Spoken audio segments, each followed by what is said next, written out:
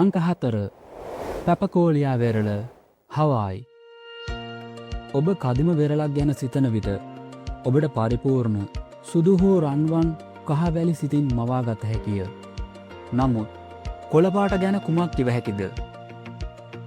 ලෝකයේ ස්වභාවිකම හරිත වෙරළ තීර 4ක් දන්නා නමුත් වඩාත්ම ආකර්ශනීය වෙරළ තීරය හවායි වල බිග් අයිලන්ඩ්හි සොයාගත හැකිය. පැපකෝලියා වෙරළ පිහිටා ඇත්තේ වසර 49,000කට පමණ පෙර නිර්මාණය වූ ගිනිකඳු කේතුවකින් සෑදුණු තැනකය.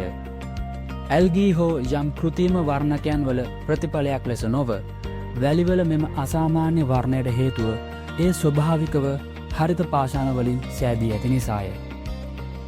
ගිනිකඳු පුබුරා යන විට ඒවා විවිධ khනිජ ලවණ මුදාහරනු ලබයි. එහි වඩාත් සුලභ දෙයක් වන්නේ ඔලිවයින් වන අතර එහි යකඩ සහ මැග්නීසියම් යන දෙකම අඩංගු වේ. මැග්මා සිසිල් වන විට එය ස්පටිකීකරණය වන පළමු ඒවායින් එකක් වන අතර යකඩ ෆෙරස් ස්වරූපයෙන් පවතින බැවින් මෙයට කොළ පැහැයක් ලැබී ඇත.